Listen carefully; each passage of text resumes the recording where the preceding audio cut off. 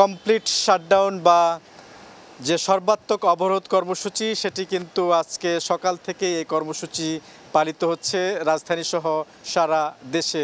রাজধানীর চিত্র যদি আমরা একটু আরেকবার বলতে চাই, সেটি হচ্ছে সকাল থেকেই আমরা দেখেছি রাজধানীর বিভিন্ন এলাকায়, বিশেষ করে দক্ষিণ সিটি কর্পোরেশন এলাকার কথা যদি বলি, সেটি রাজধানীর শনির আখড়া যাত্রাবাড়ি এলাকায় কিন্তু পুলিশের সঙ্গে দফায় দফায় সংঘর্ষ হয়েছে আন্দোলনকারীদের। তারা মিছিল করার চেষ্টা করেছিলেন, সেখানে পুলিশ বাধা দিয়েছিলেন। পরবর্তীতে সংঘর্ষ বাধে, পুলিশ তাদেরকে কাঁদানে গ্যাস ছুড়ে এবং পরবর্তীতে আমরা যেটি দেখেছি রাজধানীর বিশেষ করে প্রাইভেট বিশ্ববিদ্যালয়গুলো যে রয়েছে, সেই প্রাইভেট বিশ্ববিদ্যালয় কেন্দ্রিক কিন্তু যারা আন্দোলনকারী রয়েছেন তাদের আন্দোলন দেখেছি রাজধানীর আমরা বিভিন্ন এলাকায়। বিশেষ করে আমরা মেরুলবাড্ডা যে বেসরকারি ব্র্যাক বিশ্ববিদ্যালয় রয়েছে, সেই ব্র্যাক বিশ্ববিদ্যালয়ে কিন্তু আন্দোলনকারীদের সঙ্গে পুলিশের দফায় দফায় সংঘর্ষের ঘটনা শুনেছি। সেই সংঘর্ষ কিন্তু এখনও চলমান রয়েছে।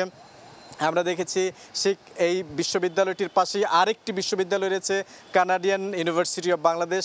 সেই বিশ্ববিদ্যালয়ের ছাদে আটকা পড়েছিলেন পুলিশের ৬০ জন সদস্য এবং সেই পুলিশ সদস্যদের কিন্তু পরবর্তীতে পুলিশের এলিট ফোর্স র্যাবের সহায়তায়, র্যাবের যে হেলিকপ্টার রয়েছে সেই হেলিকপ্টারের সহায়তায় কিন্তু উদ্ধার করা হয়েছে।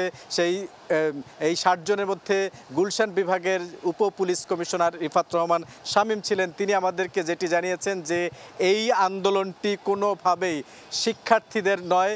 তিনি নিজে আমাকে জানিয়েছেন টেলিফোনে যে এই আন্দোলনে অনুপ্রবেশকারী কিংবা অন্য কোনো যারা উস্কানিদাতা রয়েছেন তারা প্রবেশ করেছেন এবং তারা আগুন ধরিয়ে দিয়েছিলেন এবং পুলিশ কিন্তু ছাদে আটকা পড়েছিলেন, যদিও শেষ পর্যন্ত তাদেরকে উদ্ধার করা হয়েছে। রাজধানীর মিরপুর এলাকায় এখনও সংঘর্ষ চলছে পুলিশের সঙ্গে। মিরপুর যে গোল চত্বর রয়েছে অর্থাৎ ১০ নম্বর থেকে সনি সিনেমা হলের যে রাস্তাটি রয়েছে অর্থাৎ ২ নম্বর হয়ে ২ নম্বর থানার সামনে থেকে পুরো রাস্তাটি কিন্তু এই অবরোধকারী বলি আমরা আর আন্দোলনকারী তারা দখলে নেওয়ার চেষ্টা করেছেন পুলিশের সঙ্গে। এখনও তাদের সংঘর্ষ চলছে এবং সবচেয়ে বড় সংঘর্ষের ঘটনা রাজধানীতে উত্তরা এলাকায় আমরা দেখেছি। উত্তরা এলাকায় কিন্তু পুলিশ এবং র্যাবের সঙ্গে এই আন্দোলনকারীদের দফায় দফায় সংঘর্ষ এবং এখন পর্যন্ত কিন্তু সেই সংঘর্ষটি চলমান রয়েছে।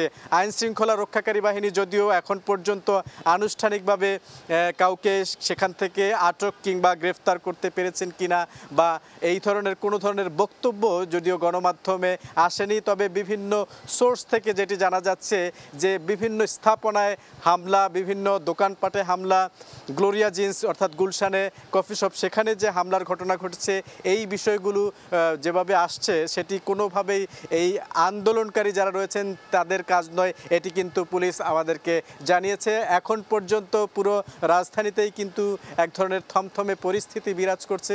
এখন পর্যন্ত বিভিন্ন এলাকায় কিন্তু পুলিশের সঙ্গে দফায় দফায় সংঘর্ষ হচ্ছে।